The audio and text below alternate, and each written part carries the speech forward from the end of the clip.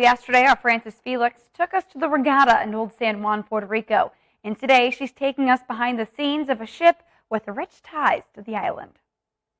Cuauhtemoc school ship from Mexico arrived at San Juan to participate in the festivities of the 500th anniversary of the founding of the capital city. 11 days took the tall ship to get to the island from the Yucatan Peninsula. Approximately 200 men are on board this ship. For more than 36 years, the Cuauhtemoc school ship has sailed the oceans and seas of the world, training more than 30 generations of captains, officers, cadets, and sea personnel. We visited the school ship and took a tour with Cadet Plata and Olmedo. Both of them has been 3 years in the school, but it's the first time they aboard the tall ship. It's the first time we aboard this ship. Usually, every generation has only one chance to board it. This time we are coming out of the 3rd grade and we're entering the 4th grade. So we aborted the ship a little bit earlier than we were supposed to. But we're really liking it so far. It's really an undescribable feeling. Born in Veracruz, Mexico, Cadet Olmedo reflected on the mission of the ship and the active role of cadets. This school ship, which is Cuauhtemoc, which it comes from Nahuatl, the old language of the Aztec people. It means the eagle that's flying over its prey, or it's descending upon it. That's the meaning of Cuauhtemoc. So, cadets of the Naval Academy from Mexico, la Heroica Escuela Naval Militar, board this ship when they are in the 4th grade. Usually, it's around February and March when they begin instruction cruise, where they go to different countries, and ultimately the mission of the ship is to give us a naval doctrine, to have some sort of sailor or sailing spirit, so we can learn the basic things about sailing, about what's life at sea. We usually have to do a lot of jobs around here, like we control the ship ourselves, we do guard duties on board, on deck, and those guard duties usually kind of teach us about what's commanding a ship, about the responsibilities that's commanding a ship, because that's the ultimate goal of the Naval Academy, making naval officers so we can have a more competent, a more professional Navy. We really like Puerto Rican culture. We listen to a lot of music. We come from near to Puerto Rico. We really want to know more about the culture, about it, how it's like U.S. territory, but it's not considered a state. We really find that interesting. After the regatta, the tall ship will sail back to Panama. They receive the visit of more than 5,000 locals daily in the ship. Reporting from San Juan, Puerto Rico, Frances Felix. All right, thanks so much, Frances. So switching gears now, several islands make up our beautiful Caribbean. But not all islands are equal when it comes to emergency medical care. There is one here in the Caribbean where if your life is in danger, medical help may not arrive even if an ambulance shows up. David Begnaud traveled to Culebra, a tiny island just off of Puerto Rico's main island, to learn more on a warning that some of the video that you may see could be disturbing. Puerto Rico's Flamenco Beach is considered among the world's best. Located on the island of Culebra, tourists flock here. Between 500 and 700,000 visitors visit the island every year, and they come to this beach.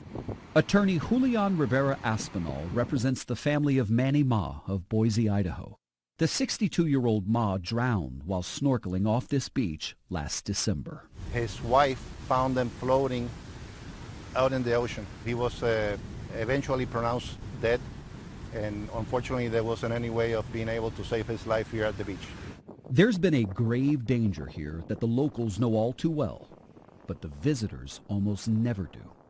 If your life is in danger, help is almost non-existent. When we were there, there was not a single lifeguard on the beach. We did see this man using a whistle to keep people from going too far out into the surf. He says he's a volunteer, not paid, not trained. He just wants to help. I'm thinking that I'm coming to this beautiful beach and I'm going to see a lifeguard or two here. I was surprised to see no lifeguards. While we were there, we met Maria Linden and Julian Rivera from New York City, and they asked what we were working on. So I explained to them that not only did Flamenco Beach not have lifeguards, There was no one employed as a certified paramedic on the island. There's not even a working ambulance stocked with the supplies needed to save your life. Before the two of you came here to visit Culebra, did you think for a moment whether or not there was a working ambulance? No, you're just telling me this now. I'm stunned right now. We wanted to speak with Culebra's mayor, Eldeberto Romero Yvet, to find out what's happening here. Just so I understand you clearly, you don't have an ambulance staffed 24 hours a day here in Culebra, correct? Correcto. Correcto. That's scary. Sí. Because your number one industry here is tourism. Sí. He's been the mayor here in Culebra for a little bit more than a year, and he says he's trying to change things, but the high cost of living on the island and a lack of certified personnel is making it extremely difficult to employ qualified medical professionals.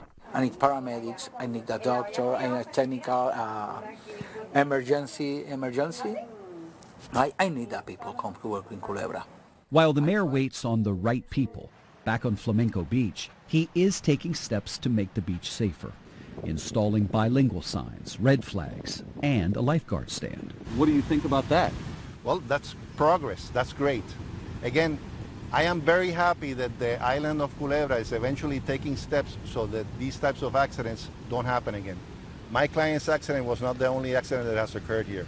Back in February of this year, Sharuja Paramanathan, her husband Thiva, and their kids traveled from Toronto to Flamenco Beach in Culebra for a vacation. That is when the unthinkable happened. Onlookers called 911 as Good Samaritans administered CPR to the 40-year-old father of three who they dragged out of the water. Witnesses say it took at least 30 minutes for an ambulance just to show up. They're not emergency official. They're just two drivers, basically. That's what they are. So this is essentially like a taxi. Yep. Basically a taxi that says ambulance. Wow. Do you feel like they did anything to try and save your husband's life? No, it was just easy. I know it's another person for them. It was just easy. Sorry, that's all we could do. Sharuja's husband died. Tomorrow you will hear more from her, and you're going to meet two of the Good Samaritans who tried to save her husband's life. You'll also hear directly from one of the ambulance drivers who arrived on the scene that day, and you'll hear from him what he did in his own words. And wait until you hear what happens when I said to him, well, in the States, we're used to this. What about here? It's a reaction you won't want to miss. Tomorrow on CBS Mornings. David Begnaud, CBS News, New York. Yeah, like he said, part 2 of that series coming up tomorrow here on CBS Mornings and as well as here on One Caribbean Television. Well, switching gears now, 17 people believed to be illegal Haitian migrants died Sunday morning when the boat they were on capsized just off the coast of New Providence in the Bahamas. 25 other people, including 2 Bahamian men, were rescued. The search continues for the approximately 18 others who are believed to have been on the 30-foot twin-engine speedboat suspected of being involved in a human smuggling operation. Prime Minister Philip Brave Davis said preliminary investigations indicated that the vessel, which was heading to Miami, Florida, had left a docking facility in Nassau with about 60 people on board. It is believed that the vessel subsequently capsized in rough seas. A multi-agency investigation is underway to determine the full circumstances surrounding a suspected human smuggling operation which has resulted in the deaths of these irregular Haitian migrants. The Royal Bahamas Police Force, the Royal Bahamas Defense Force, they responded to reports of a boating incident 7 miles off New Providence just after 1 a.m. on Sunday, July 24, 2022. A rescue operation ensued immediately. Rescue teams recovered 17 bodies from the water. 15 males, 1 male, and an infant. 25 persons were rescued and were turned over to health officials for monitoring. Now, the Prime Minister served notice that land and sea surveillance and patrols have been intensified. A multi-agency investigation is underway to determine the full circumstances surrounding a suspected human smuggling operation which has resulted in the deaths of these irregular Haitian migrants. The Royal Bahamas Police Force, the Royal Bahamas Defense Force, they responded to reports of a boating incident 7 miles off New Providence just after 1 a.m. on Sunday, July 24, 2022. A rescue operation ensued immediately. Rescue teams recovered 17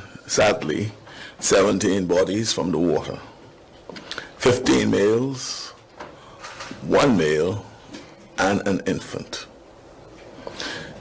25 persons were rescued and were turned over to health officials for monitoring.